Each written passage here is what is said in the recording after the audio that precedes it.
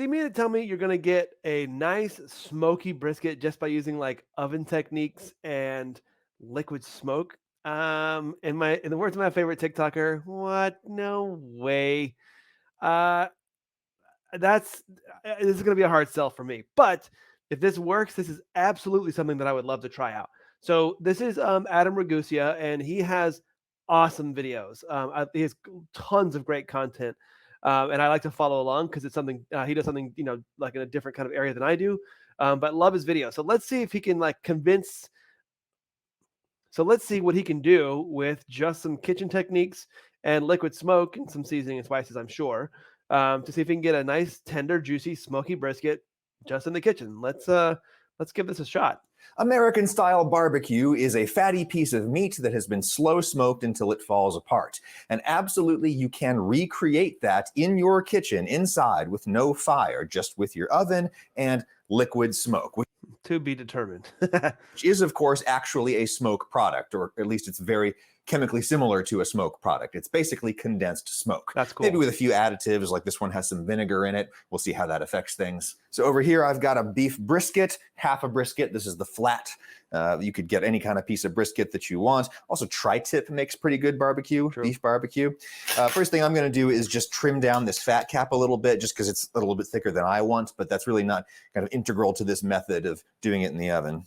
He has an uphill battle. I mean, he's chosen the flat, which is much more lean, a lot less marbling. He did find one with a fat cap, which is nice, but I'm still yet to be convinced that this is going to be something that's even good or remotely close. So let's see how it goes.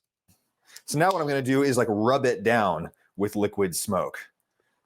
Really quite a lot of it to replicate the smoky taste of real barbecue. That is a lot of it. Unfortunately, not all liquid smoke products are the same, and some of them might be more intense or concentrated than others, and you might just have to experiment a little bit. But this is about what works for me with this brand. One of the advantages of doing this with liquid smoke is that liquid smoke probably, depending on how they made it or processed it, contains fewer of the things that give you cancer. And there's some research indicating that food made with liquid smoke rather than real smoke is a lot less full of carcinogens. And that's nice. Nobody wants to get cancer. All right, fat side up, and I'm going to put a rack underneath this. You don't have to do the rack. It just slightly better replicates the kind of open environment of a hot smoker in which you normally make barbecue. Sure. You get a drier bottom this way, but it doesn't make a big difference. Okay, now if I had like a pre-mixed barbecue rub, I would use it. I don't. I'm just going to improvise one directly on top of the meat. I like doing that anyway because then it makes it easier for me to eyeball the proportions. Lots of black pepper, ton of garlic powder, a lot of onion powder. These are all real standard barbecue rub ingredients. Yeah, unless you're in Texas, then it's just salt and pepper. Paprika, mostly for color. Maybe a tiny bit of cumin. I think I'm going to try some coriander today. And then a little sugar, whatever kind of sugar you want. White sugar is fine. I'm going to have molasses Well, it was keto friendly until you added the sugar. in my barbecue sauce. Oh, and finally, salt. As much salt as you would normally use to season this much meat. All right, and I'm just going to rub that in. Flip it around and do You got to pat the rub. You never rub a rub. Come on, man. the other side. I'm being a little more aggressive with the flavoring than I normally am when I barbecue a brisket, just because, there is a certain characteristic flavor that the liquid smoke has. And if you can distract from it a little bit, it really is a almost perfect doppelganger for real barbecue. Yeah. Flip that around, Sure. and we don't need the thermometer yet. We'll put that in later when we wrap it. I'm just going to throw this straight into the oven right now. The oven is at 225 Fahrenheit, which is 107 Celsius. Get as close to that as you can with your oven. And I've got the convection fan on. I think that that's pretty important. Otherwise, it just goes really slow. And the convection fan replicates the environment of the traditional smoker because there's lots of convection currents, moving air inside a smoker. Very true. And the low temperature is the real key to making this actually taste like real barbecue. Yep. Let it go very, very slow for like 12 hours. It's going to be a long time. Get this started first thing in the morning. Yeah, I would suggest throwing that in there about 4 in the morning, 5 in the morning. That way you're not waiting. Then people aren't standing there with like forks and knives waiting for the brisket to be done. So early. But then you can go back to sleep. It's no problem. I've also been playing with barbecue chicken, and the procedure here is quite different. The surface structure of chicken doesn't really seem to absorb the liquid smoke the way the surface structure of beef does. It just kind of washes off. So you have to do like a little brine marinade situation to get enough smoke flavor into the chicken. You could, of course, simply put a bunch of liquid smoke into a normal brine. What I'm going to do is sort of a smaller scale version of that.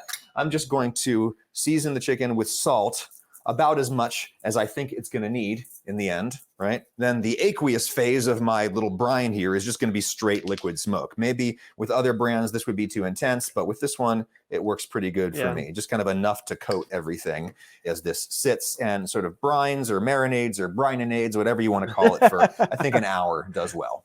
I'm totally stealing brininades. That's amazing. And while that may seem like a long time, these cook faster than the brisket, so it'll all work out in the end. Much faster. Okay, it's been an hour. Let's go check our brisket.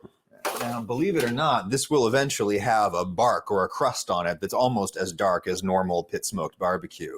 It'll take another hour or so. You could spray this with some vinegar as it cooks. That's commonly done painted if you don't have a spray bottle. But I got to remember that my liquid smoke here actually has some vinegar in it, and liquid smoke is going to be a little acidic no matter what. True. So I don't think I really need much more vinegar. I might give it like another little coat of the liquid smoke right now. It's all a question of how smoky you like your barbecue. That's bold. Liquid smoke is awesome. It definitely have a distinct taste. He's, like he talked about, he's going to try to kind of offset some of that. So I'd be interested to see if this is like overwhelming, or if it's, if it's all right. Now let's get the chicken going. I'll just make some room for it. Plop it over here, and I'm gonna put my rub on now. And the only reason I didn't put my rub on before the marinade is that it just looks a little nicer if you put the rub on after the marinade. If you put it on with the marinade, the powders of the rub kind of clump up in an unattractive way, but it doesn't really matter. Of course, These are chicken leg quarters, which I think is the best thing to barbecue as far as parts of the chicken go. Correct. White meat you can barbecue, but it tends to come out quite dry no matter what you do. And of course, unless you do a whole chicken on an offset smoker, or even a pellet smoker.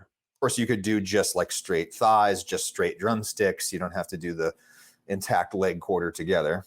Oh, and one thing to remember is no more salt. We brine this chicken. It's already got all the salt that it needs. We use the brine to kind of drive smoke flavor into the tissue of the meat, which is the only way you can really kind of get it into chicken. Otherwise, it just seems to bounce off the surface of chicken.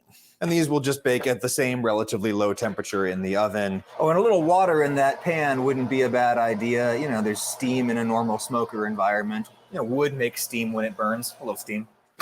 So after 3 or 4 hours in the oven, that brisket is about as dark as it's gonna be. And the only reason like a real pit smoked brisket is darker is because real smoke has like soot and tar and bad stuff in it that they can filter out when they make liquid smoke. So this is actually good. But it tastes good.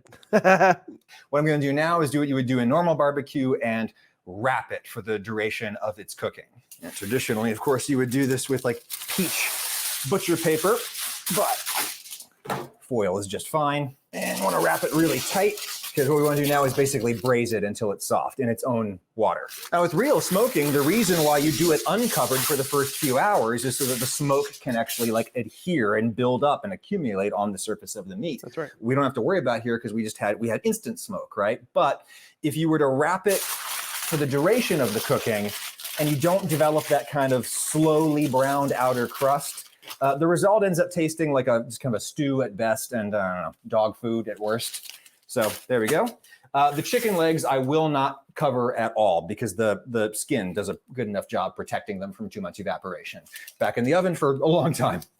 I do need to put the thermometer into the deepest part. In you go. For a long time. Oh yeah, I took a shower. So why is this taking so long? It's because we're doing it at this very low temperature where you normally smoke meat for barbecue. We could do it at a higher temperature in the oven and it would cook faster. We get soft meat much sooner, and you could totally do that. It would just taste more like a roast and less like barbecue. That's true. And that's the whole game of like a real brisket, if you're having it like brisket, is to not get that pot roast. And it's a very fine line between you got a perfect brisket and then you've overcooked it to a pot roast. It just it's fine. It just changes the flavor profile. That's like if you get like a braised short rib or something. It's like this doesn't really taste anything more than like a roast as opposed to like a delicious kind of like brisket type feel. So he's right about that. Is the only way that I can describe it. Hey, let's mix up some barbecue sauce. These are all very common We all know I now have the best barbecue sauce, so I'm sure this will be delicious. But I got a good one. ingredients in such a sauce: ketchup, molasses, mustard, Worcestershire, hot sauce, vinegar, more ketchup, and then you literally just stir it up and adjust until you like how it tastes. Now, chicken is done just whenever you can pull it apart into pulled barbecue chicken. At least 165 internal. I cooked this about 6 hours total, I think. You'd cook it a little longer than that, but I don't like for pulled chicken to be too dry. And the brine that we did, the little brine, really helped keep everything moist. Feel free to do this with a couple of forks, but fingers are better because you can feel for bits of cartilage or stuff that you want to keep out. The interesting thing about the liquid smoke is that it has kind of an acridity that you notice when it comes straight out of the bottle, but it mellows a lot as it cooks. That's true. Let's see. I mean, that tastes like barbecue because that is barbecue, just by different means. So the brisket took literally 13 hours to get to 195 degrees Fahrenheit, which is about like 90 C, and that's about when you want to pull it from the oven. That's the temperature at which it's going to be soft, but also juicy. Let it rest at least a half hour before cracking it open. And the juiciness comes from rendered fat. So he's kind of steaming it. So I wonder if he has enough marbling in there to get the juice from the rendered fat. That's where the moisture comes from. It's not the water. It's not anything like that. It's rendered fat. So moment of truth. Yeah, this took a long time, but this is how long real barbecue takes. And that's why this is going to taste like real barbecue. Also took a lot less effort.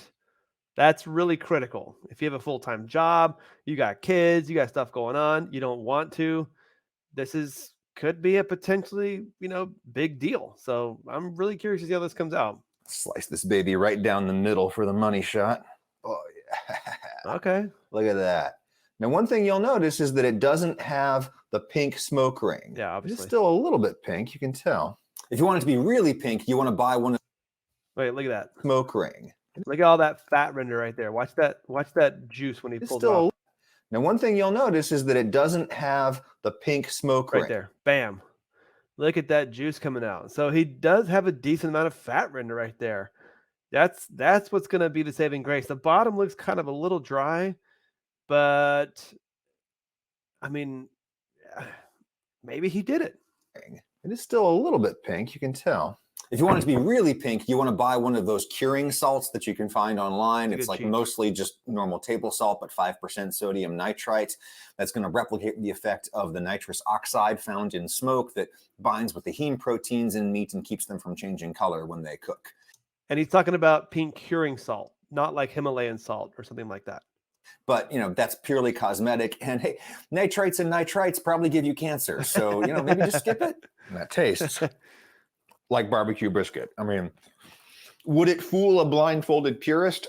I don't think so. There's a slight taste to liquid smoke, but I don't know, man, on a rainy day, or if you just don't have access to a smoking situation outside, that's barbecue. It's barbecue. Liquid smoke is smoke, and this is real barbecue. Try it if you don't believe me. All right, so I actually love this a lot because it looks like he got a substantial result from a probably less than desirable situation. And I always say, like, while I am a purist, I do feel like there are situations where everything else is fine. It doesn't have to be the perfect situation every single time. I like to go to Outback for steaks because I want that particular steak with A1 sauce. Now, if I ever want a real steak, or if I want that, I'm either going to do it myself, or I'm going to go into a high-end place that I know has done the meat correctly, wet aged. But we don't always have the time or the money for that. So he's right. Rainy day. What if you're in college and you want a little barbecue, but you don't, you're in a dorm and you have an oven and not that? What if you're just a regular person who doesn't want to go through the hassle of smoking a brisket for all these hours? Like, all that is totally fine. So I will definitely be trying this. I'll definitely see I'll do a taste test because I really want to see, what the actual flavor profile is between the two, like a smoked brisket and like this oven smoked brisket. But I love that he did this video, and I love his videos. Like I said, I'm a huge fan. So I will be trying this. So stay tuned to see how that goes, and I will do the chicken with it, so we have an A/B comparison to see what this actually tastes like. Thanks for joining us.